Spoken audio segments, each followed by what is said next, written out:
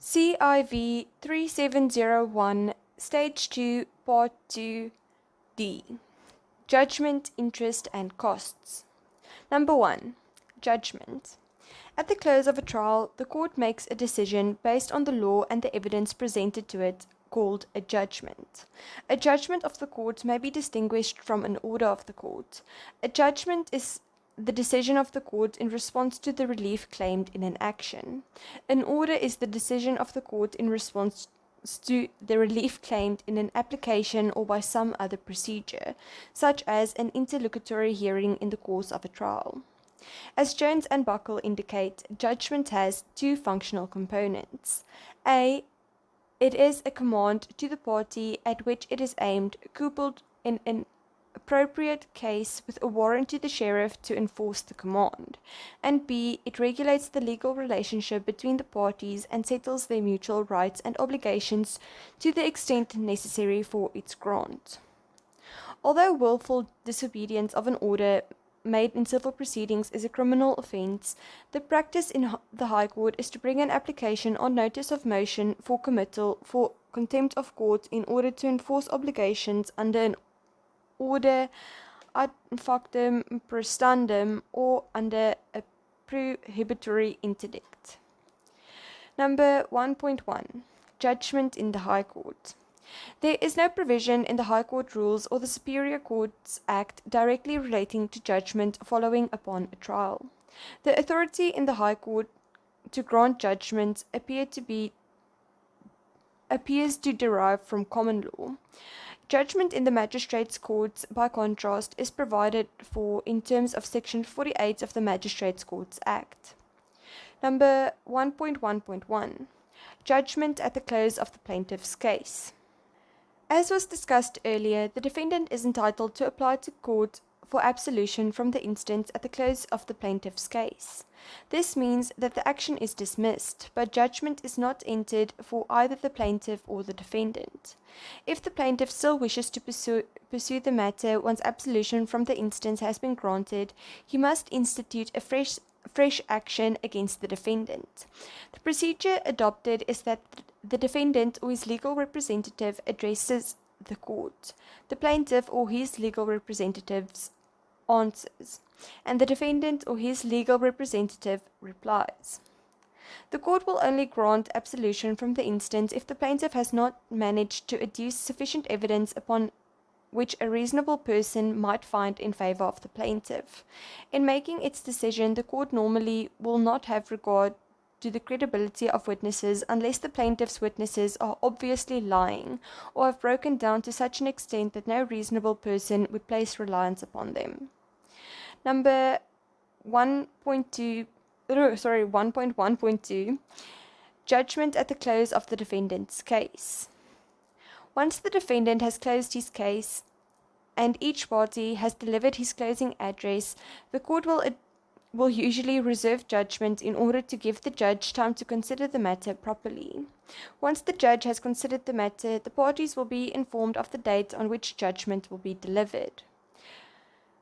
The court may hand down one of three judgments. Firstly, judgment for the plaintiff. Secondly, judgment for the defendant. Or lastly, absolution from the instance. The judgment which the court gives after the close of the defendant's case depends on the manner in which the parties discharge the onus upon each of them. Overall, the onus rests upon the plaintiff to prove his case on a balance of probabilities. If he succeeds in doing this, the court will grant judgment in his favor. If he fails to do this, the court has a choice either to grant absolution from the instance or judgment for the defendant. If the defendant has convinced the court that the balance of probabilities favors his version of events, the court will grant judgment in his favor. Otherwise, the court will grant absolution from the instance. What a judgment of absolution from instance essentially means, therefore, is that neither the plaintiff nor the defendant has been successful in convincing the court that the balance of probabilities favors him. This may occur in two circumstances. Firstly, where the evidentiary burden is on the plaintiff, and neither the plaintiff nor the defendant has been able to establish a case or defense on a balance of probabilities. Or secondly, the result of a case depends upon the credibility of witnesses who gave contradictory evidence, and the court is unable to decide which of them is untruthful, making it impossible to decide between them. Where the evidentiary burden is on the defendant, however, the court will never grant absolution from the instance at the end of the whole case. In such a matter, judgment will be for the defendant if the onus is discharged, and for the plaintiff if it is not. Number 1.1.3. Interpreting the court's judgment. The following quote sets out the well-established test on the interpretation of court orders. The starting point is to determine the manifest purpose of the order. In interpreting a judgment or order, the court's intention is to be ascertained primarily from the language of the judgment or order in accordance with the usual well-known rules relating to the interpretation of documents. As in the case of a document, the judgment or order and the court's reasons for giving it must be read as a whole in order to ascertain its intention. In Newland Surgical Clinic Proprietary Limited versus Peninsula Eye Clinic Proprietary Limited, the Supreme Court of Appeal, in dealing with the interpretation of the order of the court a quo, held.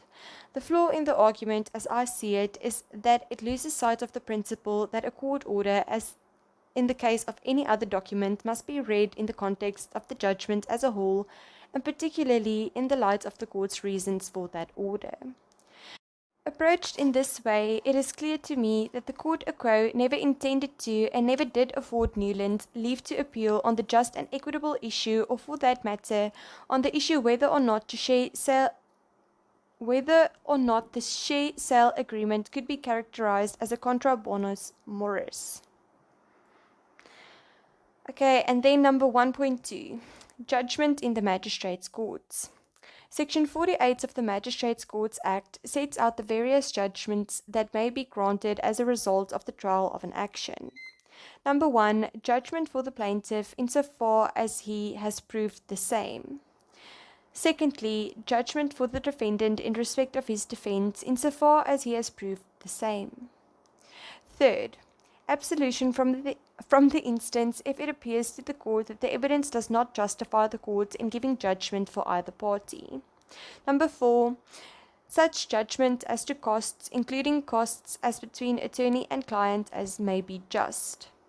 Number 5, an order subject to such conditions as the court thinks fit against the party in whose favor the judgment has been given, suspending wholly or in part the taking of further proceedings upon the judgment for a specified period, pending arrangements by the other party for the satisfaction of the judgment. And number 6, an order against a party for the payment of an amount for which judgment has been granted in specified installments or otherwise, including an order contemplated by Section 65J or Section 73. The court will grant, firstly, either number 1, number 2, or number 3. Secondly, plus in most cases it will grant 4. And thirdly, plus in certain cases it may grant number 5 or 6. With regard to judgment for the defendant in terms of Section 48, subsection B, the subsection envisages a defense raised by the defendant in respect of which the burden of proof is on the defendant. For example, the burden of proof may be on the defendant in respect of facts which he has alleged, by way of confession and avoidance, in respect of a special defense such as compromise or payment, or waiver, or in respect of dilatory defenses and pleas in bar. We have already dealt with absolution from the instance in the section on trials in the High Court.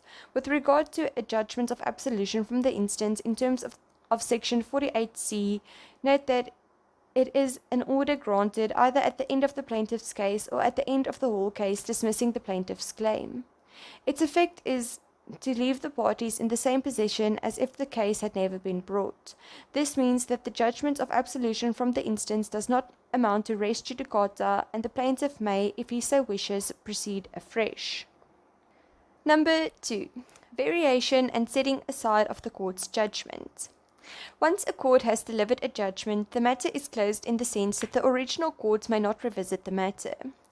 In giving a judgment, the court has exercised its jurisdiction in the case to the utmost extent possible, and its authority over the matter has come to an end. The judge who delivered the judgment is functus officio, and there is also the public interest in bringing litigation to finality.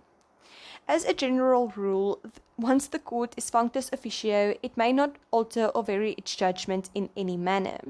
If the person who lost the case is unhappy with the result, he should take the matter on appeal or review. There are, however, exceptional circumstances where the original court may alter its judgment. These exceptions fall broadly into two categories: the correction of errors in judgment and the rescission or cancellation of a judgment. When correcting errors, note that the court may not amend the essential substance of a judgment. Examples of errors that may be corrected by the original court are the clarification of an ambiguity in the text of a judgment, a patent, clearly apparent error or omission, such as the inverted, unintentional omission of a costs order, or a typographical typing error in a court order. As far as the rescission of its judgments are concerned, the original court may rescind, that is, cancel, certain orders given in error or by common mistake on the part of the parties, as well as default judgments in certain circumstances. Note also that a court is not functus officio with respect to an interlocutory order, and therefore has greater latitude to vary or set such order aside. Number 2.1. Variation and rescission of a judgment in the High Court. Number 2.1.1. Variation of judgment in the High Court. In the High Court, judgments may be varied in two ways. The first method is provided by common law, while the second is provided for in terms of Rule 42 in the High Court rules. Number 2.1.1a. Variation in terms of common law. The High Court has the authority at common law to supplement, clarify, or correct its own judgments.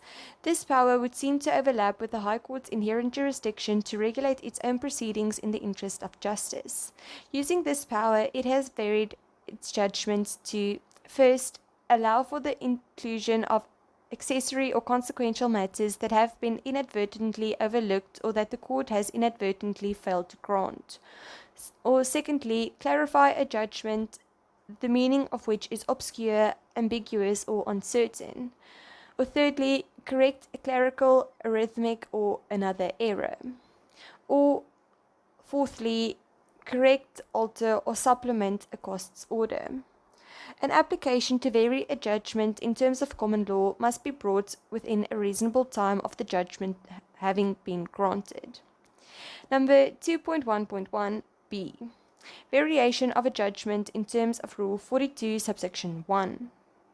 High Court Rule 42, subsection 1 supplements common law by providing for certain instances in which the court may either mero motu or on the application by one of the parties set aside or vary one of its judgments or orders. The element that is more or less common to all the instances of variation or rescission under this particular rule is that of error. The court is not confined to the record of the proceedings in deciding whether a judgment was erroneously granted. The rules provided for variation in the following instances. Number 1, an order or judgment erroneously sought or erroneously granted in the absence of any party affected thereby. Or secondly, an order or judgment in which there is an ambiguity or a patent error or omission in the order or judgment, but only to the extent of such ambiguity, error, or omission.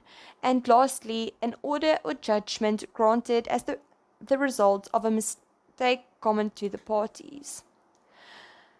Okay, Rule 42, subsection 1a deals specifically with those default judgments in or orders which were erroneously sought or granted in the absence of any party affected thereby. The essential elements of this type of rescission are therefore a. That judgment was erroneously sought or granted, and b. That this occurred in the absence of a party affected thereby. Erroneous means, of course, that there must have been some error, and in this context the error was material to the judgment being granted. Erasmus lists only two general situations in which a judgment might have been granted in error. A. An irregularity in the proceedings, or b. when it is not legally competent for a court to make an order. The absence of the party affected would mean that usually the judgment would be given on a default basis. For this reason, while it is possible theoretically to vary a judgment under this sub-rule, it is more likely to be used for the purposes of rescission. It is possible, however, that when a judgment is granted by consent in the absence of one of the parties, some portion of the consent order on which the judgment is based may be incorrectly communicated to the court. The resultant error in the judgment may call for variation rather than for rescission. Rule 42, subsection 1b allows the court to correct obvious mistakes it has made in its judgment or order. It covers the following exceptions to the functus officio rule, all of which have been recognized by the Appellate Division and are conveniently listed by Erasmus in his comment on the rule. Number 1. The principal judgment or order may be supplemented in respect of accessory or consequential matters, for example, costs or interest on the judgment debt, which the court overlooked or inadvertently omitted to grant. Or, number 2, the court may clarify its judgment or order if, on a proper interpretation, the meaning thereof remains obscure, ambiguous, or otherwise uncertain, so as to give effect to its true intention, provided it does not thereby alter the sense and substance of the judgment or order. Number 3. The court may correct a clerical, arithmetical, or other error in its judgment or order so as to give effect to its true intention. This exception is confined to the mere correction of an error in expressing the judgment or order. It does not extend to altering its intended sense or substance. Number 4, where counsel has argued the merits and not the costs of a case, but the court has made an order regarding the costs, it may thereafter correct, alter, or supplement that order. The rule covers much the same ground as the common law remedy discussed above. This sub-rule is more likely to be used for variation of a judgment than for rescission. With regards to Rule 42, subsection 1c, 2 broad requirements must be met before the rule may be relied on to rescind a judgment. Firstly, there must have been a common mistake between the parties, which means that both parties must have made the mistake. Secondly, there must be a causative link between the mistake and the eventual order. A common example would be where the parties had agreed upon a statement of facts which was later found to be incorrect. Another type of common mistake is where a judgment is entered by consent, but where the parties consented in justice error. It is not sufficient, however, if the error is that of one of the parties only, or of the court, or of a legal representative. Number 2.2. Rescission of judgment in the High Court. In the High Court, a default judgment may be rescinded in the following ways. Firstly, in terms of Rule 42, subsection 1 of the High Court rules. Secondly, in terms of Rule 31, subsection 2b and 31, subsection 5d of the High Court rules. And lastly, under the common law. Number 2.1.2a. Rescission in terms of Rule 42, subsection 1. As indicated above, rescission under this rule requires the judgment to have been granted because of an error of some kind. Rescission may also be granted under Rule 31, subsection 2b, or Rule 31, subsection 5d, or in terms of the common law. But if an error can be shown, it is not necessary for the party seeking the rescission under Rule 42 to show good cause, as is required with the other 2 types of application for the rescission of a default judgment. The circumstances under which a judgment may be rescinded under this rule are the same as those under which it may be varied, and are set out above. Having said this, it will not often occur that someone will ask for rescission as much as for variation under Rule 42, subsection 1b, as the tendency is to use this sub-rule to correct patent mistakes in judgments such as those discussed in section 2.1.1b above. There is more scope for rescission under Rule 42, subsection 1a and c, however, particularly under sub-rule a, which will therefore be dealt with in more detail here. Rule 42, subsection 1a, provides for the rescission of an order or judgment erroneously sought or erroneously granted in the absence of any party affected thereby. Two necessary elements are therefore an error made that affected the judgment and the absence of a party affected thereby. As noted in the section on variation under number 2.1.1b above, the absence of the party will mean that many of the applications made under this sub-rule will be in connection with the judgment granted by default. Other such applications will concern consent orders which will have been granted on some mistaken premise in the absence of one of the parties. Examples of situations in which rescission may be claimed under this sub-rule are quite varied, including errors connected to procedural issues as well as those relating more closely to the substance of the claim. An example of the first situation is where the court grants judgment against a defendant, mistakenly believing that he knows that the matter has been set down for hearing. An example of the second is where the capital amount of the claim has already been paid by the defendant. There is authority to the effect that the error must be apparent from the record, which would not be the case necessarily in respect of the two examples mentioned above. Erasmus submits that in deciding whether a judgment has been granted erroneously, a court is not confined to the record of the proceedings, and the error must appear ex facie in respect of the record only where the court acts mero mutuo on the basis of an application made from the bar. For the circumstances under which one can claim rescission under Rule 42, subsection 1c, see section on variation under 2.1.1b above. Unlike the practice that has prevailed in the magistrates' courts, it is not possible in the High Court to have a matter set aside merely because both parties consented to it. Number 2.1.2b. Rescission in terms of Rule 31, subsection 2b, and reconsideration in terms of Rule 31, subsection 5d. Rescission in terms of Rule 31, subsection 2b, may only take place in respect of default judgments granted in terms of Rule 31, subsection 2a. These are default judgments granted in respect of claims that are not for a debt or liquid demand, in other words, an unliquidated claim, and where default judgment was granted because the defendant failed to deliver an appearance to defend or enter a plea. There is no explicit provision for rescission in the case of a debt or liquidated demand, where judgment has been granted by the registrar in terms of Rule 31, subsection 5. If a party is dissatisfied with judgment or directions of the registrar, however, he may within 20 days after he has acquired knowledge of the judgment or direction set the matter down for reconsideration by the court in terms of Rule 31, subsection 5d. It is not clear how an application for reconsideration by the court of a default judgment given by the registrar will differ from an application for rescission of a default judgment given by the court. The safest course of action for the defendant to adopt in the former case is to treat an application for reconsideration in the same way as an application for rescission. Let us now discuss applications for rescission in terms of Rule 31, subsection 2b, which reads as follows.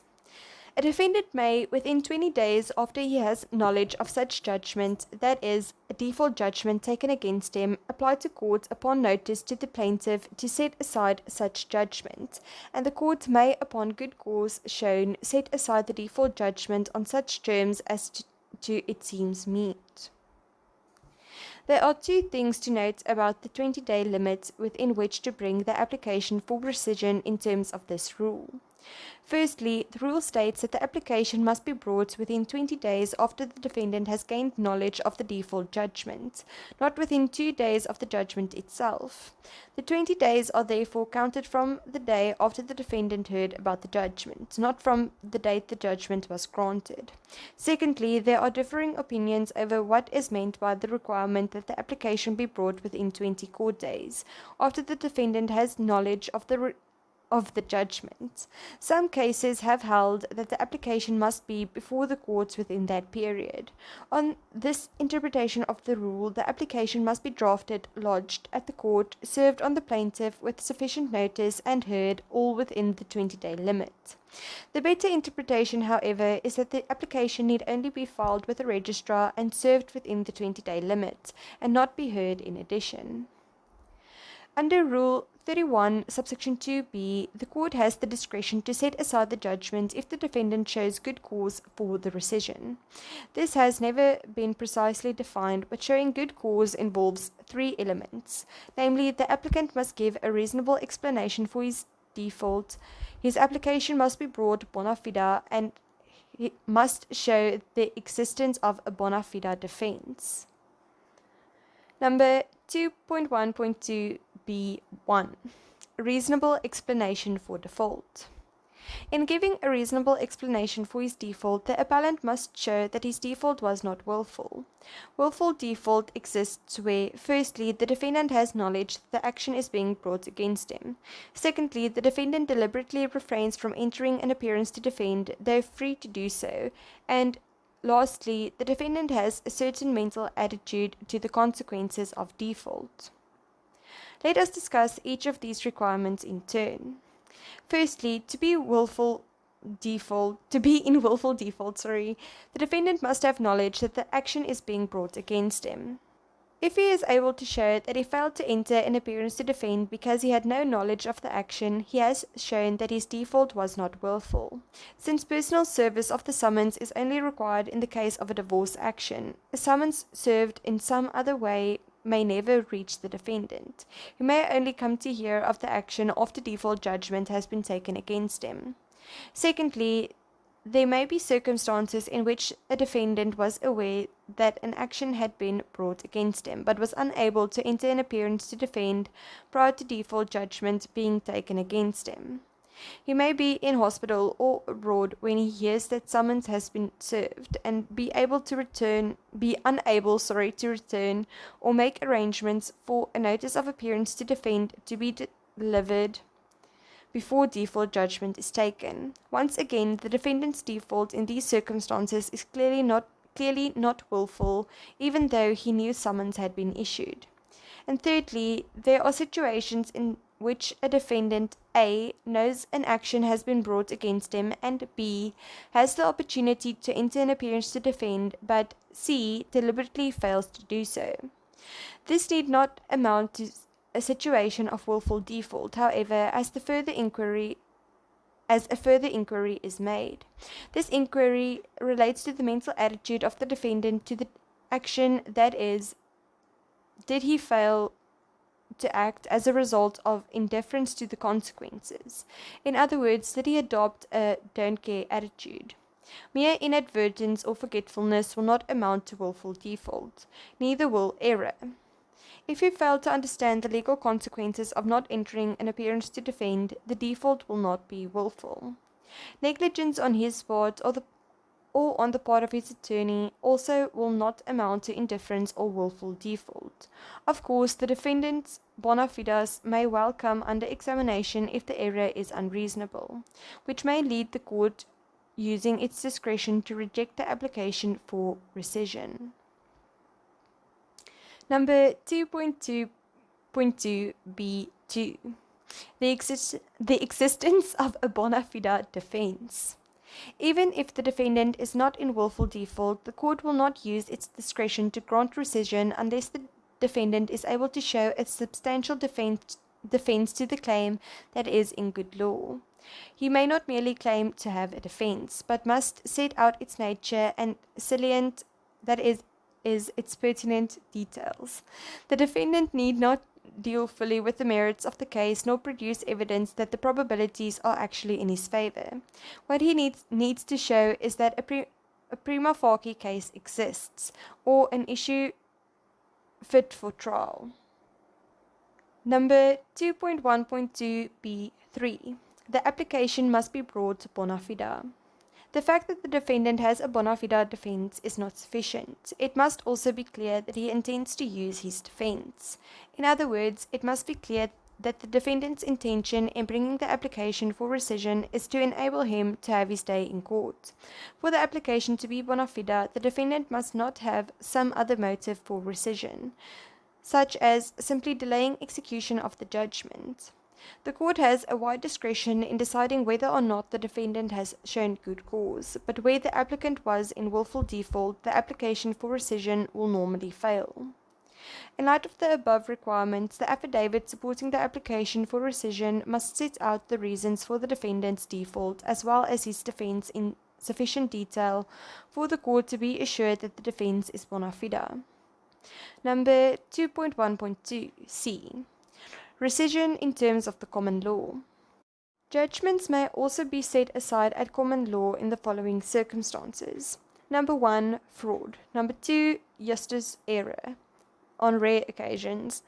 Number 3, in certain exceptional circumstances where new documents have been discovered. Number 4, where judgment has been granted by default. And number 5, in other circumstances based on justice and fairness. In relation to fraud, to have a judgment set aside, a party must prove that A, the successful party or someone to his knowledge gave incorrect evidence, B, that the evidence was given fraudulently and with the intent to mislead the court, and C, that the false evidence was the cause of the unfavorable judgment. At common law, a court has power to rescind a judgment obtained on default of appearance, provided that sufficient cause for rescission has been shown. This means A, that the party seeking relief must present a reasonable and acceptable explanation for his failure to appear, and B, that he has a bona fide defense which prima facie carries some prospect of success. Even where willful default may be found to exist, the mental element is just one of those used to assess sufficient cause, and a court's discretion should not be unduly restricted. The defense raised should still be examined to determine whether there is an issue fit for trial, and all the circumstances should be considered as a whole in assessing whether there is sufficient cause for rescission. These are the same requirements as those comprising good cause under Rule 31, subsection 2b. The High Court also has an inherent jurisdiction to rescind default judgments. And then number 2.1.3, void judgments. In certain very limited cases, an order of court may be disregarded without the necessity of having to set it aside. These are cases in which the order of the court is regarded as void for one of the following 3 reasons. Firstly, where the order was obtained against a party who has not been legally cited before the court. Secondly, where the case was conducted on behalf of a party without a proper mandate. Or lastly, where the court lacked jurisdiction. As a general rule, even if an order of court has been granted incorrectly, it must be obeyed until it has been properly set aside. 2.1.4 Abandonment of a judgment. In terms of High Court Rule 41, subsection 2, any party in whose favor any decision or judgment is given may abandon such decision or judgment either in whole or in part by delivering notice thereof, and such judgment or decision abandoned in part shall have effect subject to such abandonment. Number 2.2 Rescission and variation of judgments in the magistrates' courts. Number 2.2.1 Variation and rescission in general. Section 36 of the Magistrates' Courts Act deals with rescission of judgment in the magistrates' courts.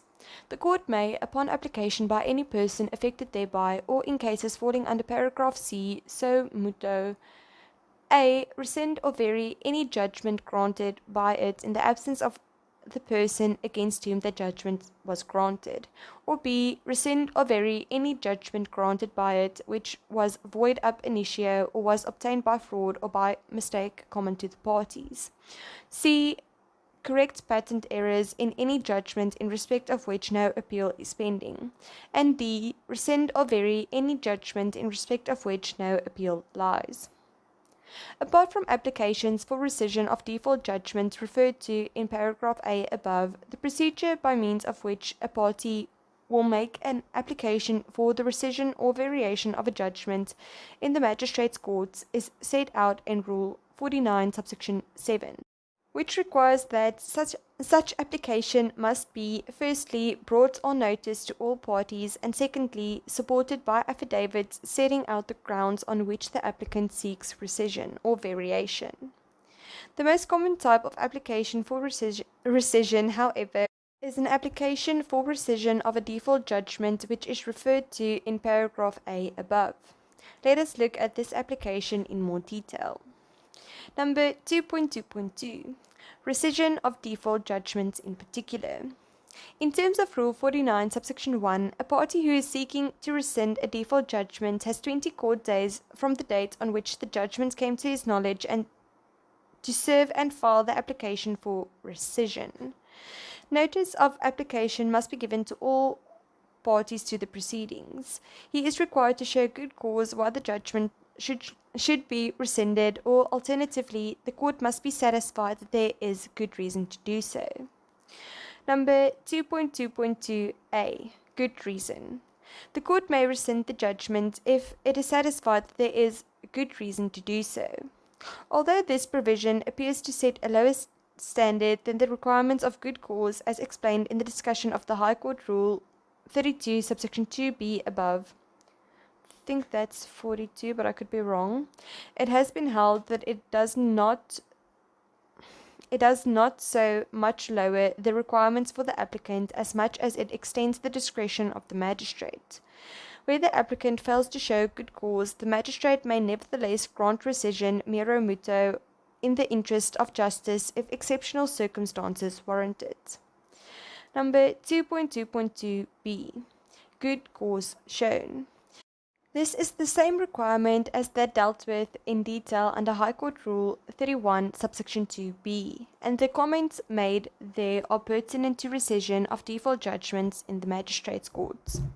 Good cause has never been properly defined, but it incorporates both an investigation into the existence of a prima facie defense and whether or not the defendant was in willful default. Generally, therefore, rescission cannot be granted if the defendant is in willful default and cannot show a prima facie defense. This means that to show good cause, the defendant in his affidavit must explain the reasons for his default and show the existence of a prima facie defense, as well as satisfy the court that his default was not willful. A magistrate has a discretion in the case of rescission and is not obliged to grant it. The defendant's bona fides, whether or not the default was willful, and the existence of a prima facie defense are all taken into account in exercising that discretion. The most important aspect being that of the existence of a prima facie defense. 4 different situations may arise. Firstly, the defendant is bringing the application to rescind the default judgment and wants to defend the matter, as per Rule 49, subsection 3. Secondly, this is the most common situation. It may occur, for instance, that for some reason the defendant did not receive the summons, and the next thing he knew, the sheriff was at his door telling him that judgment has been taken against him.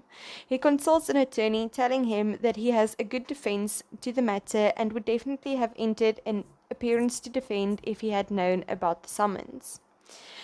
Thirdly, contents of defendant's affidavit. In this case, the application must be supported by affidavits. The applicant is required to set out the following details in his affidavit. A. The reasons for the defendant's absence or default. This is where the defendant deals with the aspect of willful default. The defendant sets out the facts to show why he is in default and must show that the default was not willful. If any of the 3 elements discussed previously are absent, the defendant cannot be held to be in willful default. B. The grounds of the defendant's defense to the claim. This is perhaps the most important part of the affidavit. The defendant must set forth allegations of fact which give rise to a defense. He need not deal fully with the merits, but sufficient facts must be alleged to show a prima facie case exists. The onus of proving willfulness is on the respondent in the application. Number 5, the defendant is bringing the application to rescind the default judgment, but he does not wish to defend the proceedings, as per Rule 49, subsection 4. This happens where the defendant would have been happy to pay if he had known about the summons. As soon as he finds out about the judgment, he makes arrangements to pay, but by that time he already has a judgment against his name. He now wants to remove the judgment. There is no need to show good cause in this situation, but the defendant must satisfy the court that A. he was not in willful default, and B. the judgment was satisfied or arrangements were made to satisfy the judgment within a reasonable time after it came to his knowledge. Number 6. The plaintiff agrees in writing that the default judgment be rescinded or varied. As per Rule 49, subsection 5. And number 7, this will usually be the case where the defendant has paid off the judgment debt and now wants the judgment rescinded so that he can take his name off the list of judgment debtors that credit bureaus might have. As long as a debtor's name appears on the list, he may find it difficult to obtain credit.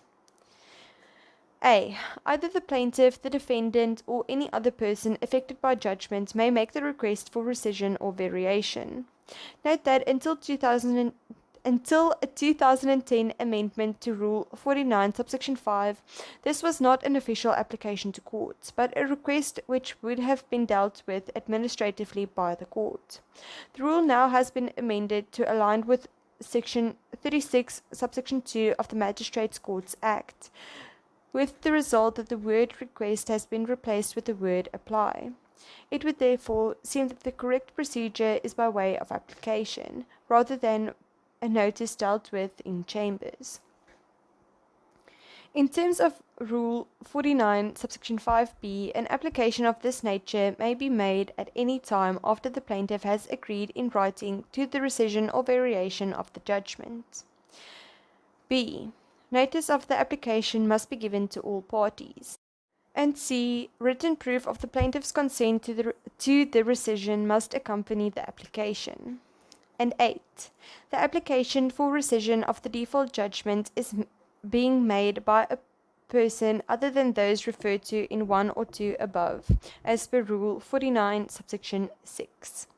This is a catch-all clause for rescission of default judgments. The application must A. be supported by affidavits, and B. set out the reasons why the applicant seeks rescission of the default judgment.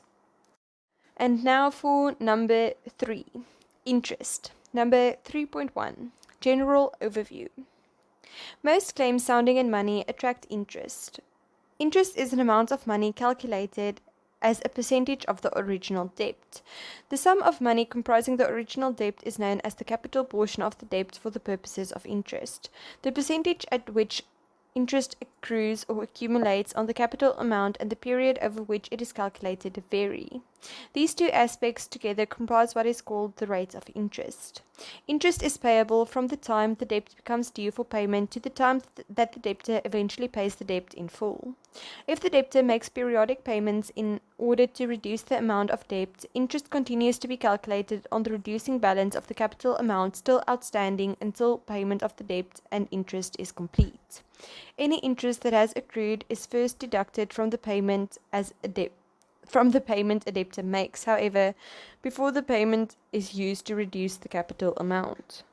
Although interest is closely connected to the capital amount that forms the subject of the claim, it constitutes a separate claim.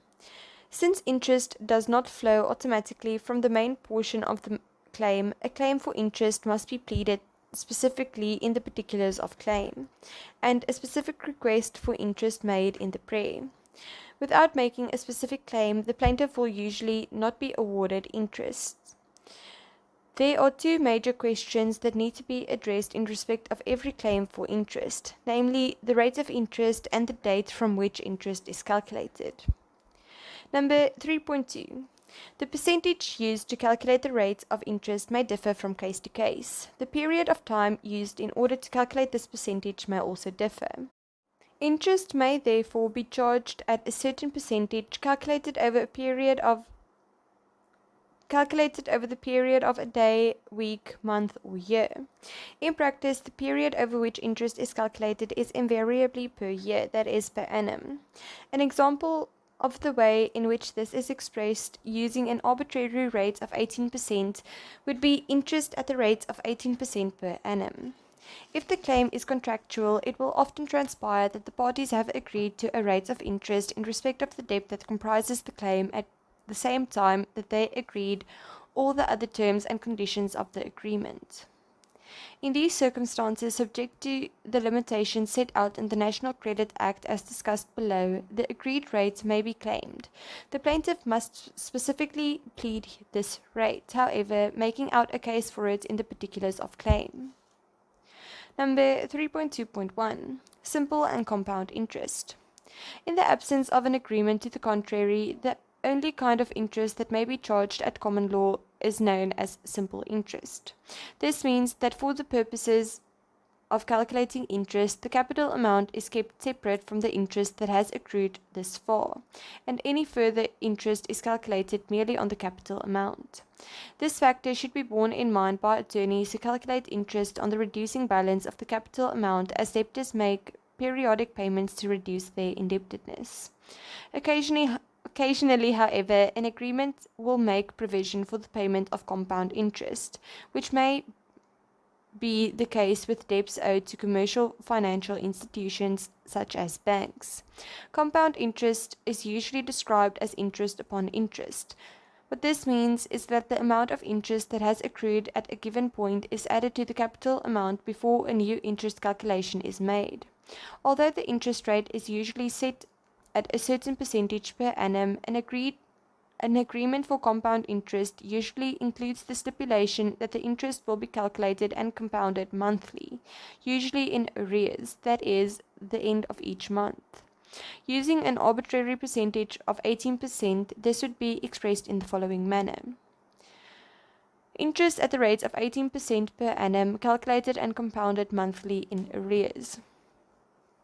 If there is no agreement as to the date at which interest would be charged, then the plaintiff will be entitled to charge the rate as stipulated in terms of the Prescribed Rate of Interest Act. The rate stipulated in terms of the Act changes every few years, and the plaintiff will be entitled to charge the rate which was in force on the date from which the plaintiff was entitled to start charging interest. The rate is fixed on that date and does not change in respect of that debt, even though the rate of interest prescribed in terms of the Prescribed Rate of Interest Act changes. The current rate is 15.5% per annum. The interest rate provided for in the Prescribed Rate of Interest Act is sometimes referred to as the Mora rate of interest. Number 3.2.2. National Credit Act Number 34 of 2005. Although the parties to an agreement may agree that a debt will attract interest at a rate of their choice, this choice is not completely unfettered. The National Credit Act sets limits on the rate of interest charged in respect of certain types of credit agreements to which it applies. Parties need to ensure that they do not exceed the limits provided in the Act when stipulating a rate of interest in a credit agreement. Otherwise, that interest rate will not be enforceable. Number 3.3. The date from which interest runs. Number 3.3.1. Unliquidated versus liquidated debts. The date from which interest begins to run in the case of unliquidated debts is determined by statute. We propose, therefore, to deal with the case of unliquidated debts separately from that of liquidated debts. Number 3.3.2. Liquidated debts. There is a close relationship between the concept of mora and the payment of interest. The date from which a debtor is placed in mora is the date from which interest on the capital amount of the claim begins to run. With a liquid claim, there are two aspects of mora that are important, namely the mora ex re and the mora ex persona. Number 3.3.2a. The mora ex re situation. The mora ex re occurs where a date for the performance of a contractual obligation, including the payment of a money debt, is set in terms of an agreement. In this situation, the claim will be due and payable from the agreed date. When this date is reached, the debtor will be in mora automatically, and no further demand need be made. Interest will become due and payable on the capital amount of the debt simultaneously with the capital amount becoming due and payable, and will begin to run from that date, even where interest is not expressly mentioned in the agreement. If interest is mentioned in the agreement, it will begin to run from whatever date is agreed, even if this is later than the date that the principal debt becomes due. This is rare, however, and interest will generally run from the due date of the principal debt. The rate of interest will be that which was payable at the time in terms of the prescribed rate of interest act, unless another rate has been agreed. When drafting particulars of claim in such cases, practitioners should be careful not to claim interest from date of demand or from date of service of summons. Clearly, by drafting the claim for interest in this way, the plaintiff will be deprived of the interest that is due to him from a much earlier date in terms of the contract. Claiming interest tempore more from the date of mora should also be avoided, unless the date on which mora occurred is clear from the particulars of claim. Number 3.3.2b. The mora ex persona situation. If the contract does not stipulate a date on which an amount is due and payable, and such a date is not clear from the general nature of the contract, then interest will only begin to run from the date the debtor has been placed in mora. This situation is called mora ex persona. The debtor is placed in mora by means of a demand, an interpellatio, made by the creditor or his attorney, requiring payment by a certain date. This date must allow the debtor a reasonable period in which to pay. If the debtor does not make payment by the stipulated date, interest begins to run from that date. The demand may take several forms, a correctly worded invoice for instance, but usually takes the form of a letter of demand. Number 3.3.3. Unliquidated debts. Until an amendment to the Prescribed Rate of Interest Act, the situation of interest as it pertained to unliquidated claims was most unsatisfactory. Until this amendment, an unliquidated claim, the most common generally being a claim for damages, only began to attract interest from the time that it became liquid. An unliquidated claim becomes liquid in two situations: when the judge or magistrate, having heard evidence on the quantum of the claim, comes to a decision about what the quantum of the damages ought to be and gives judgment, or alternatively, when the parties reach an agreement on quantum. In the past, it was always held that the damages became due and payable when they had been liquidated, and therefore interest only became payable from that date onwards, that is, the date of judgment or agreement, as the case may be. This led to a considerable amount of unfairness. For instance, someone would have their motor vehicle damaged in a collision and pay a panel beat to fix it. The matter would only come to trial many months later or years later. Even if the plaintiff recovered the amount that he paid the panel beater, inflation would have reduced the value of the claim and he would not receive proper compensation. Fortunately, however, an amendment of the Prescribed Rate of Interest Act solved this problem. The current position in respect of an unliquidated debt, such as a delictual claim for damages, is set out in Section 2A of the Prescribed Rate of Interest Act, which states inter alia as follows. Number 1. Subject to the provisions of this section, the amount of every unliquidated debt as determined by a court of law or an arbitrator or an arbitration tribunal or by agreement between the creditor and the debtor shall bear interest as contemplated in Section 1, that is, the prescribed rate of interest. Subsection 2. A. Subject to any other agreement between the parties, the interest and the provisions of the National Credit Act number 34 of 2005 contemplated in subsection 1, that is, the prescribed rate of interest, shall run from the date on which payment of the debt is claimed by the service on the debtor of a demand or summons, whichever date is earlier. And then B. In the case of arbitration proceedings and subject to any other agreement between the parties, interest shall run from the date on which the creditor takes steps to commence arbitration proceedings or any of the dates contemplated in paragraph A, whichever date is earlier. subsection 3, the interest on that part of a debt which consists of the present value of a loss which will occur in the future shall not commence to run until the date upon which the quantum of that part is determined by judgment, arbitration, or agreement, and by any such part determined by arbitration or agreement shall for the purposes of this act be deemed to be a judgment debt. Number 4. Where a debtor offers to settle a debt by making a payment into court or a tender and the creditor accepts the payment or tender, or a court of law awards an amount not exceeding such payment or tender, the running of interest shall be interrupted from the date of the payment into court or the tender until the date of the said acceptance or award. And then subsection 5. Notwithstanding the provisions of this Act, but subject to any other law or an agreement between the parties, a court of law or an arbitrator or an arbitration tribunal may make such order as appears just in respect of the payment of interest on an unliquidated debt, the rate at which interest shall accrue, and the date from which interest shall run. It is clear from section 2, subsection A above that in the case of an unliquidated debt, interest will usually begin to run from the date on which payment of the debt is claimed by the service on the debtor of a demand or summons, whichever date is earlier. This means that interest runs from the date that payment is demanded and not from the date of judgment, which would of course be much later. Now, the situation in respect of unliquidated claims has become similar to a mora ex persona situation.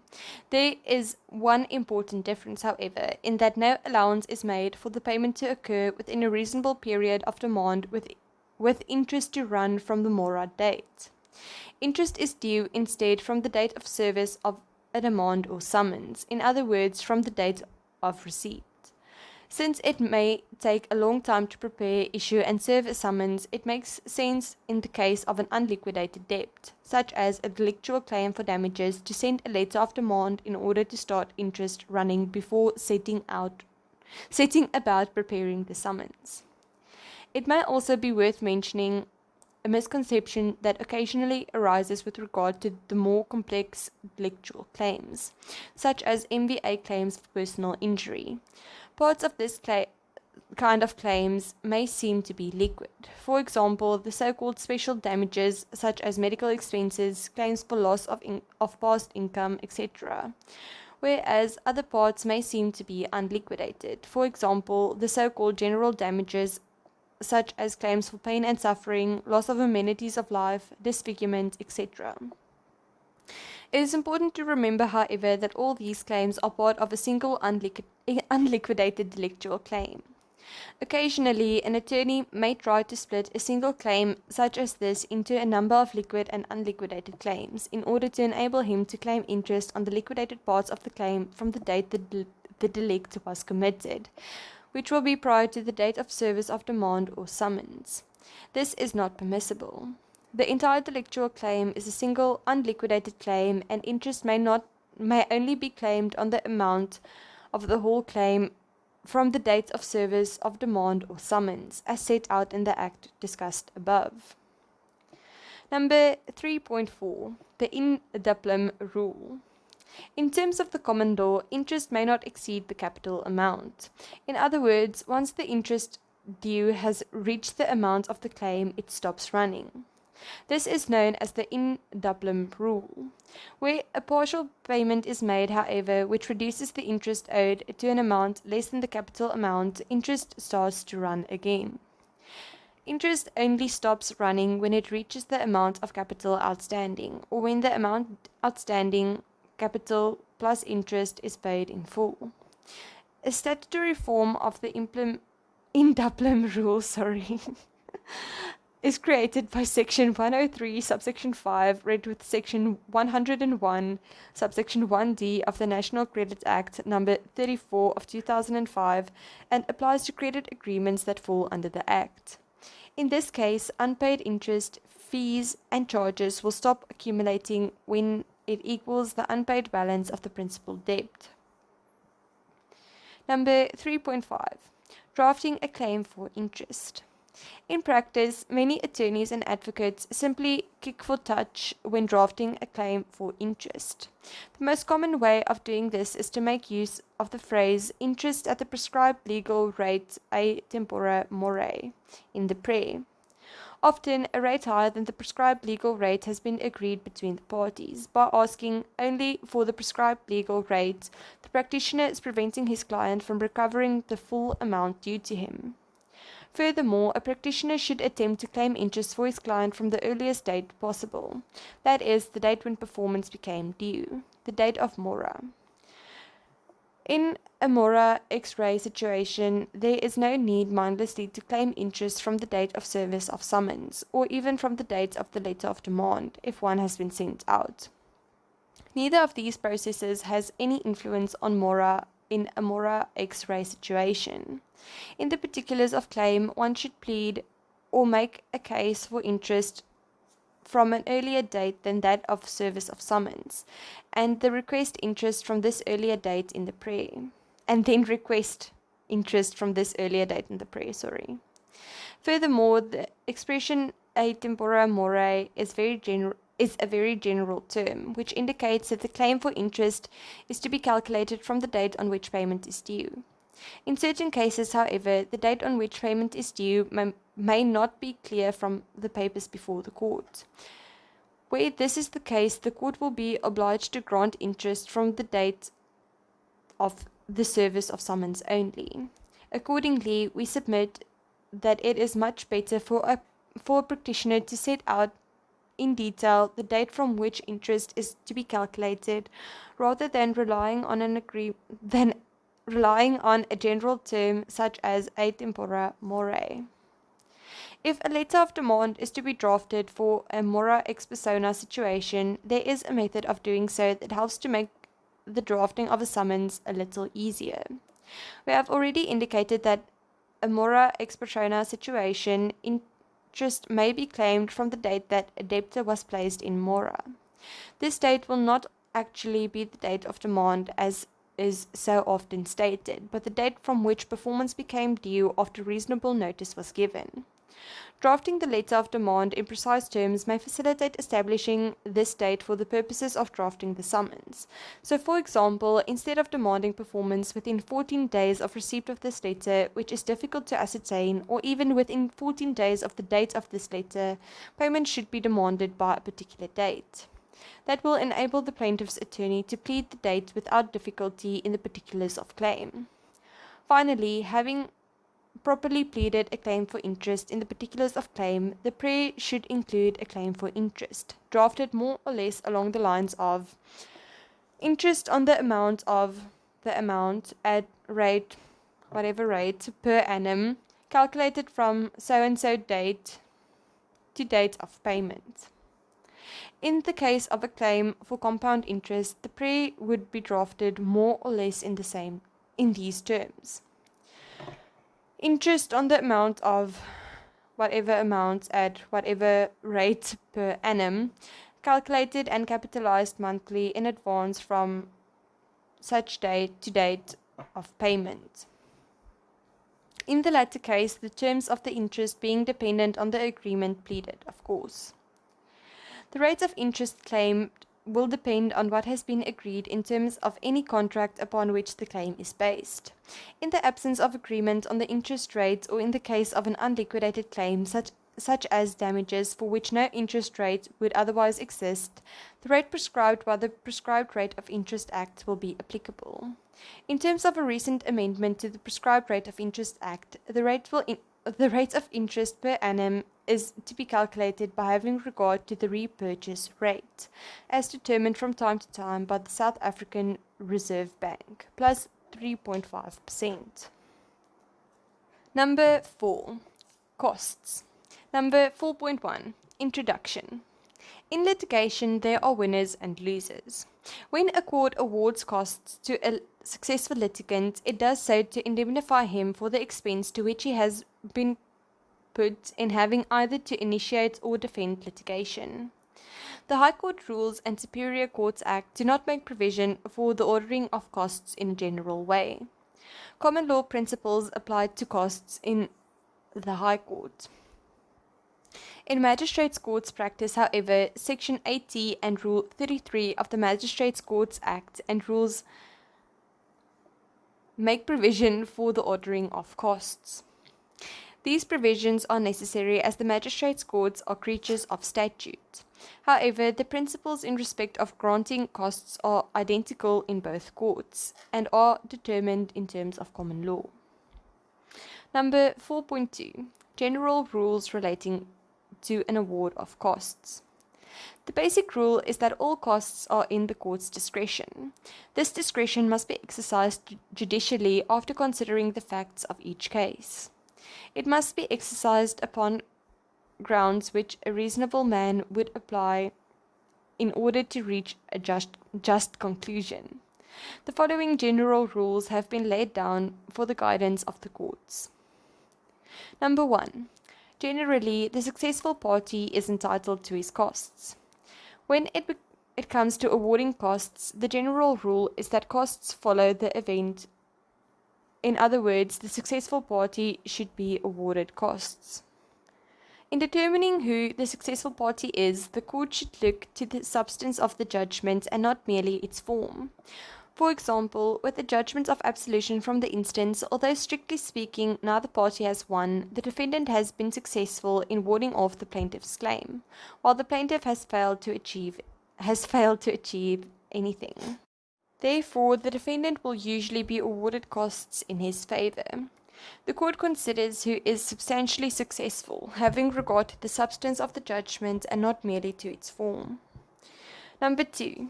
The court may, for good reason, deprive a successful party of his costs, in whole or in part, with the result that the successful party will have to pay his own costs. When exercising his discretion to deprive the successful party of his costs, the judge will consider the following factors in connection with the successful party's conduct: whether the successful party has made excessive demands, the conduct of litigation, the taking of unnecessary steps or following a wrong procedure, and misconduct. Number 3. The court may, for good reason, order a successful party to pay the whole or a portion of the costs of the other party. The same reasons mentioned under number 2 above apply in respect of the exercise of the court's decision to make a successful party pay the costs. Although it is rare for a successful party to be required to pay all the costs, requiring a successful party to pay a portion of the costs is more common. A portion of the costs will usually be payable by a successful party in a situation where that party required an adjournment or in some other way involved the parties in unnecessary costs. In such a case, the successful party will be granted costs except for that portion of the costs incurred in respect of the unnecessary procedure, the costs of which will be granted against the successful party as wasted costs. And then number 4. The court may, in special cases, make an order that the unsuccessful party is to pay the costs of the successful party on an attorney and client basis, that is, on a more punitive scale than normal. Attorney and client costs are discussed in detail below. Usually, this will occur in 2 situations. Firstly, such costs will be awarded when the parties have been litigating in terms of an agreement which contains a clause providing that, in the event that a dispute arises between the parties in connection with the agreement, costs will be awarded on the attorney and client scale. Secondly, attorney and client costs may be awarded when the court wishes to express its displeasure at the manner in which a party has conducted the matter, the circumstances being the same as those recounted under number 2 above. As was pointed out in Nel versus Waterberg Landbouwers Coöperatiewe Vereniging, the purpose of attorney and client costs is not merely to punish the losing party, but to ensure that the successful party will not be out of pocket in respect of the expenses caused to him by the litigation. In other words, one purpose of this kind of costs award is to indemnify the successful party in respect of expenses he would normally not be able to recover.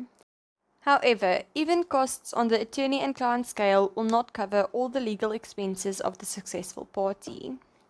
Sometimes, for some or other good reason, for example, the losing party has acted in a fraudulent or dishonest manner, the court does not think it is just for the winning party to be left out of pocket at all.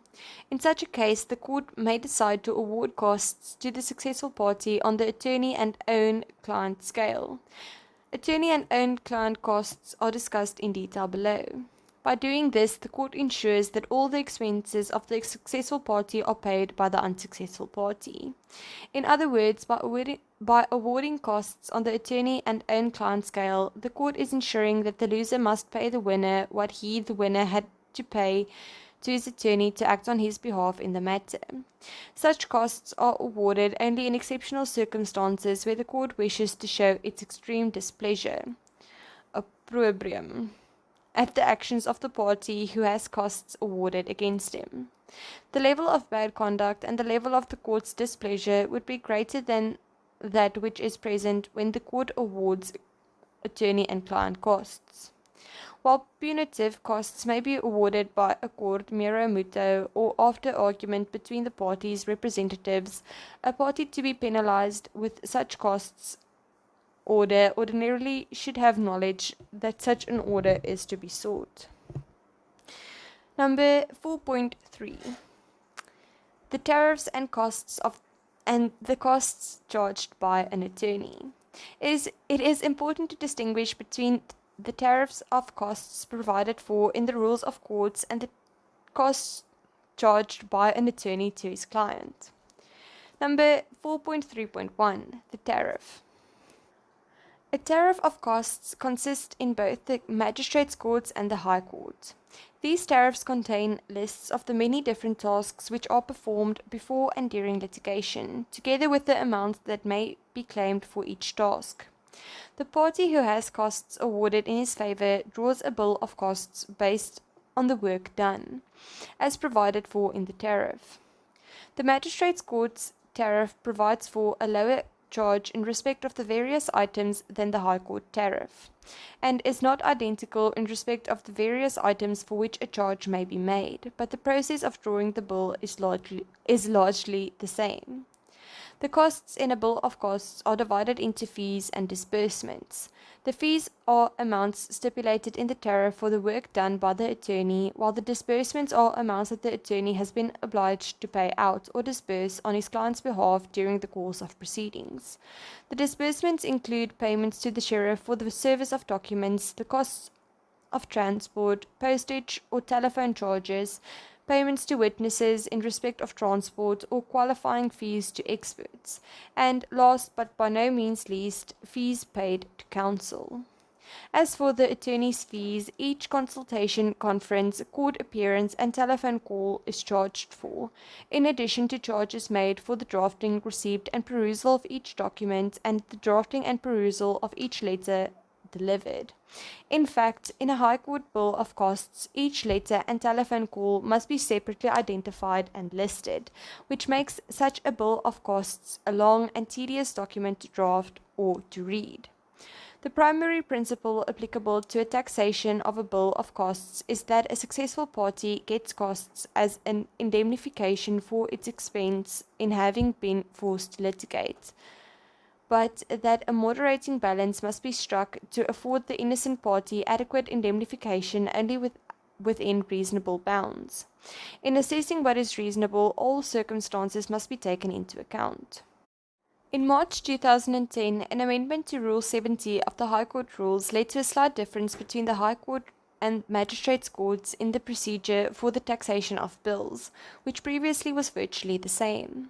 The magistrates' court's practice still follows the original procedure, which is as follows. Once drafted, the bill of costs is sent to the opposing party. If agreement on the items charged for cannot be reached, it is sent to the clerk of court to be set down for taxation. Both parties appear at the taxation to argue for or against the various items charged, and the registrar or clerk of court, acting as the taxing master, makes a ruling on each item in contention. The bill is then added up, and the taxing master affixes his stamp, showing that the bill has been taxed. Once the bill has been agreed or taxed, it becomes liquid and payable forthwith. The High Court amendment created sub-rule 3b to Rule 70, which has the following effect. Before enrolling a matter for taxation, the party to whom costs have been awarded is obliged to send a notice to the party against whom costs have been awarded. This notice advises the party liable to pay the costs that between certain hours, which must be office hours, and for 10 days after the date of receipt of the notice, he may inspect any documents or notes pertaining to the bill of costs. It further advises that this party may file a notice to oppose the taxation within 20 days of receipt of the notice. This notice to oppose should contain a list of all the items in the bill of costs to which there is an objection, together with a brief summary of the reasons for the objection.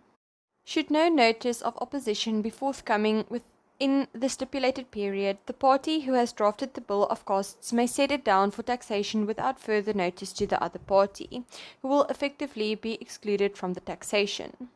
Sub-Rule 4, also a 2010 addition to Rule 70 of the High Court Rules, instructs the taxing master that the taxation may not proceed unless the taxing master is satisfied that the party against whom costs have been awarded has received due notice of the bill in terms of sub-rule 3b, and that this party has received notice of the time and place of the taxation and is right to be present at it.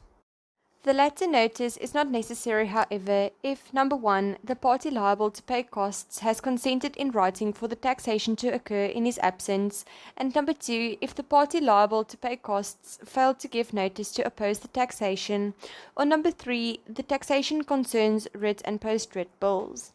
Finally, if the party liable to pay the costs has filed a notice of opposition but fails to appear at the taxation may proceed in his absence. The taxing master's award may be reviewed by a dissatisfied party in terms of Rule 48. However, a court will not lightly interfere with it, and will do so only when the taxing master's view is so materially different to that of the court reviewing the decision as to vitiate the decision. Number 4.3.2. The costs charged by an attorney to his client. The fees set out in the tariff should not be confused with the fees which an attorney will demand from his client for the professional services performed by him in accordance with the agreement reached between him and his client when the latter hired him. The costs that an attorney charges for his client for his professional services as well as for his disbursements must be paid, regardless of whether the client has won or lost the case. The fee for professional service is the fee which is negotiated between the attorney and the client. When the client first consults with the attorney will or should explain to his client the basis on which he charges for his services. There is nothing stopping an attorney from charging his client on the basis of the tariff provided for in the rules of court. Occasionally, this occurs, usually with a few extras thrown in. This is because the tariff does not provide for every eventuality, and there is invariably some work that an attorney needs to perform for which there is no provision in the tariff. In addition to this problem, the tariff rarely keeps up with inflation. Just as many doctors charge more than medical aid rates, most attorneys charge their clients more than the amounts set out in the court tariffs. Many attorneys charge on the basis of the simplified court tariff, substituting the rates permitted in the tariff with higher amounts. Others charge on the basis of time only, no matter what kind of activity the work involves. This is a departure from the court tariff model, which, for instance, provides that drafting and perusing reading documents is charged per page, rather than the time spent performing the work. If he wishes to bill for his time, the attorney will explain to his client that his professional fee is charged at a certain rate per hour. He will send the client a bill at the end of each month, setting out how many hours he has spent working on the matter, as well as outlining the nature of the work performed. The client agrees to pay the attorney's bill at the end of each month and agrees that he, the client, is responsible for paying the attorney's bills, whatever the outcome of the case. Alternatively, an attorney can provide a quote or estimate for a particular instruction, although costs in litigious as opposed to non-litigious matters are notoriously difficult to predict. Note that the hourly rate will vary from attorney to attorney and that the client is welcome to shop around for another competent attorney who may offer a cheaper rate. Generally speaking, the market dictates the amount that a particular attorney is able to charge his client, whatever method of assessment he uses. Note, however, that if an attorney attempts to charge his client an amount which the particular law society concerned regards as unconscionable, that is, completely unreasonable in the circumstances, that attorney may be guilty of overreaching. If such an attorney refuses to reduce the fee, a court order may be sought compelling the attorney to do so. When deciding whether the charges are reasonable or amount to overreaching, the law society concerned will take into account certain factors, such as experience of the attorney, the urgency and complexity of the matter, and its importance to the client. A fairly recent development is for attorneys to charge on a contingency basis. The attorney agrees with his client that he will charge his client on a contingency basis in terms of the Contingency Fees Act. In this case, the attorney agrees to charge his client only if he wins the case. That is, no win, no charge.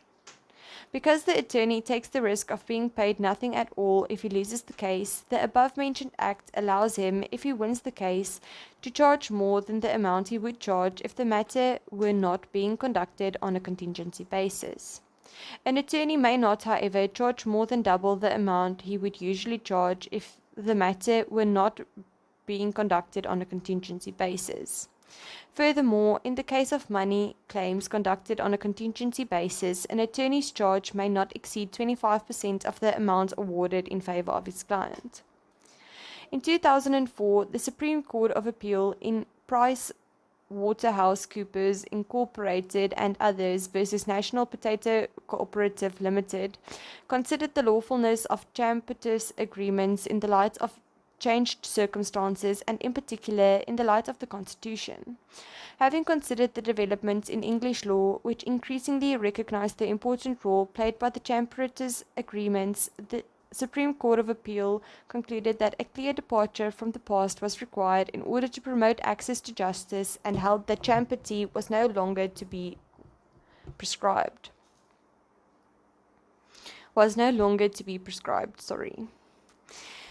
The issue of legal fees is one of considerable importance and has sought to be addressed by the Legal Practice Act No. 28 of 2014, which was enacted in September 2014.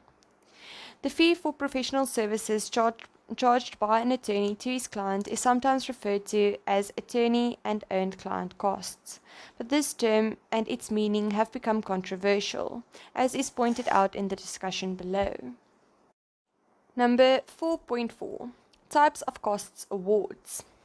In our brief examination of the court tariffs and the manner in which attorneys generally charge shows how little the two sometimes have in common. With this in mind, let us now consider the different awards that a court may make with regard to costs.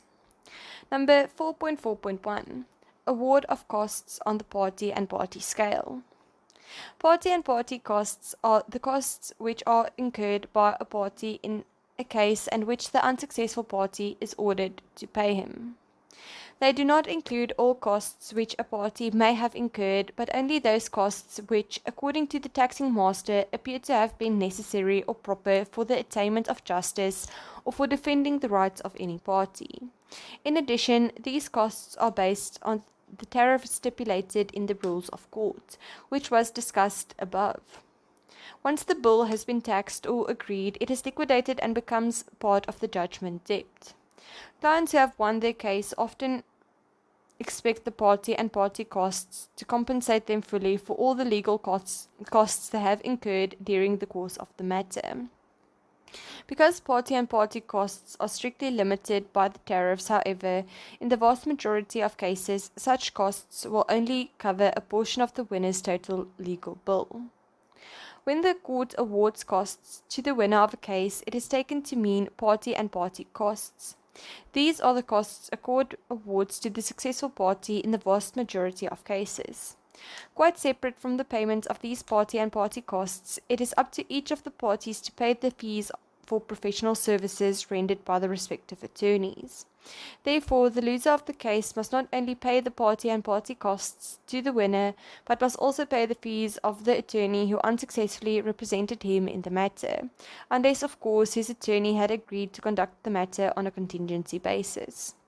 The winner of the case receives the party and party costs from the loser of the case, but this does not absolve him from having to pay the professional fees of the attorney who successfully represented him in the matter.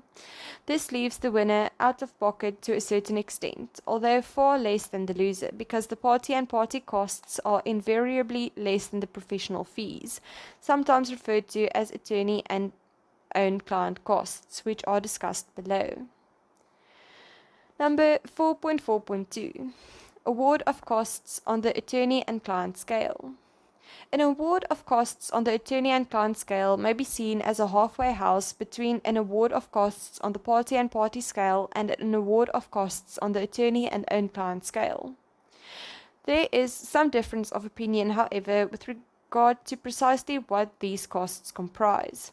Traditionally, the tariff of costs have provided a starting point in calculating attorney and client costs. Some authorities would have it that attorney and client costs give little more than a taxation between party and party, except that any necessary letters to and attendance on the client are allowed. On this formulation, extra correspondence or consultations with a client that are not provided for in the tariff would be permitted on an attorney and client bill, and charged at the normal tariff rate. Extra consultations or attendances might become necessary in circumstances where only one consultation is allowed in terms of the tariff. For instance, or in a high court matter, spending longer explaining something to one's client by telephone than the taxing master believes was absolutely necessary. Sending a copy of the pleadings to one's client for their perusal is another example of a useful and arguably necessary step, which nevertheless is not provided for in the tariff. However, this formulation has been criticized, most recently in Aircraft Completions Center Proprietary Limited versus Rousseau and others, on the basis that the purpose of the attorney and client order is to give the cost creditor the full indemnity in respect of all reasonable costs that a court order for costs taxed as between attorney and client intended him to have. Aircraft Completions therefore envisages a situation in which unreasonable fees, such as exceptionally high fees to counsel or arbitrary and unnecessary consultations, are taxed off the bill, but otherwise a generous approach is adopted. It would still appear, however, that in terms of aircraft completions, the tariff remains the basis for the taxation, even if generously applied. Within the bounds of reasonableness, in the circumstances of the case, the taxing master is expected to tax such a bill generously. He should allow rates that may exceed the tariff if the work was of some complexity and was made unduly burdensome by whatever conduct on the part of the cost debtor caused the court to make an order for attorney and client costs.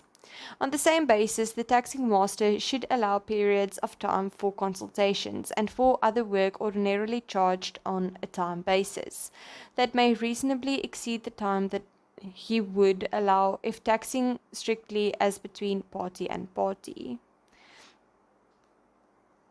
Exceed the time that he would allow if taxing strictly as between party and party. Okay, either which way.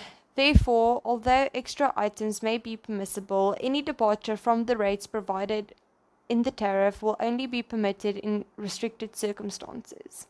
Furthermore, when considering a punitive costs order, a court should warn itself against using hindsight in assessing the conduct of a party. Although costs awarded on the attorney and client scale are exceptional and punitive in nature, they are not nearly as punitive or exceptional as an award of costs on the attorney and own client scale. Number 4.4.3 Award of costs on the attorney and own client scale. Attorney and own client costs are costs which are payable by a client to his attorney for professional services rendered. If there is a disagreement between the attorney and his client over fees, the attorney's bill may be taxed by the taxing master, who must then apply whatever method of fee calculation has been agreed between the attorney and his client. This may occur whether or not a matter has proceeded to trial. Attorney and own client costs may not only be charged in a different manner to the tariff, but may also include certain luxury services a client has agreed to pay for. Whether it is possible to have costs awarded on the attorney and own client scale against the opposing party has become a debatable point. Such orders have been awarded by our courts for some time. In addition, there are a number of appellate division decisions which recognize this type of order, in principle but without pertinent consideration. Nienaber in Thoroughbred Breeders Association versus Price Waterhouse has indicated, however, that the matter is an issue for further consideration by the Supreme Court of Appeal. Therefore, it is not beyond the realms of possibility that these cases may be challenged in due course. Some cases have already questioned certain aspects of this kind of costs order. The case of Law Society of the Cape of Good Hope versus Windvogel, for instance, has thrown doubt on whether there is any distinction at all between attorney and client and attorney and own client costs orders. The point has been made that such an order might have consequences that are unjust, in that it is difficult for an opposing party to challenge any part of an attorney and own client fee, when he has no knowledge of what transpired between the attorney and the client. It is also possible for a client to agree to luxury services between himself and the attorney which are not strictly necessary, and that in fairness the opposing party should not be required to pay. The unexpected or unforeseeable consequences of this kind of order were alluded to by the SCA in AA Alloy Foundry Proprietary Limited versus Taku Projects Proprietary Limited, and the court took a doubtful attitude to attorney and own client orders without making a final decision on the issue. In MEC for Public Works, Roads and Transport, Free State versus S-Reisen and others, however, the court declined to grant an order for costs on the attorney and own client scale on the basis that the circumstances were not so extraordinary as to warrant it, and not because such an order could not be made. Like attorney and client costs, attorney and own client costs are awarded against the opposing party in two circumstances. When the parties have agreed to this, as may occur when parties are in dispute over a contract that has an attorney and own client costs clause, or when the court awards these costs as a sign of disfavor. In the latter situation, the behavior of the party against whom attorney and own client costs have been awarded would have had to be worse than that which would earn that party an adverse costs order on the attorney and client scale. Number 4.4.4 Award of costs de bonus pro prius. Another option open to the court is to award costs de bonus pro prius. What this means is that a portion or the whole of the costs of either or both the parties must be paid by one or more of the representatives in the matter. For example, if an attorney representing a client conducts his client's case in a negligent manner, that attorney may be ordered to pay the costs of the client de bonus pro prius. This rule applies not only to attorneys but to all persons who act on behalf of others in litigation. For example, the guardian of a child, the trustee of an estate, and so on. If an attorney tells his opponent that he is going to ask the court to award costs de bonus pro prius, it usually means that he considers the way in which his opponent is conducting himself in the matter to be highly improper. Number 4.4.5. Interim costs order. Costs are not only granted at the close of a trial, but also after interlocutory proceedings.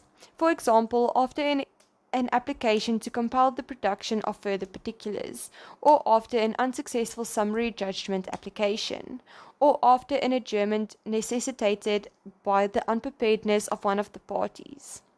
In the magistrate's courts, interim costs orders may be granted but may not be taxed until the end of the case overall, whereas an interim costs order may be taxed and enforced immediately in the High Court. Number 4.4.5a. Costs. This is a straightforward order of costs against one of the parties for the interlocutory procedure or adjournment in question. Such costs may be granted either on the party and party scale or the attorney and client scale, or the attorney and own client scale, according to the principles discussed above. These costs will be payable by the party against whom they are granted, even should this party be successful at the trial and have costs awarded in their favor overall. Number 4.4.5b. Costs in the cause. This order makes the costs in the interlocutory procedure independent on the eventual outcome of the case and subject to the costs order given at the conclusion of the case. Number 4.4.5. No order as to costs. This order results in no costs being awarded to either side for the procedure in question. Each party then bears his own costs. Number 4.4.5d. Costs to be reserved. This order results in no costs being granted for the time being. The question is held over until the end of the case, when it may be argued in light of all that has transpired during the course of the proceedings. Typically, this order is made by consent to conclude a summary judgment application, following the receipt of a defendant's affidavit in a summary judgment application, and forms part of the usual order. Having regard to what transpired at the trial, the court would be in a position to reflect on the summary judgment application and consider the cost award that is appropriate for that part of the proceedings. Such a costs order may also be granted in respect of various interlocutory orders made in proceedings.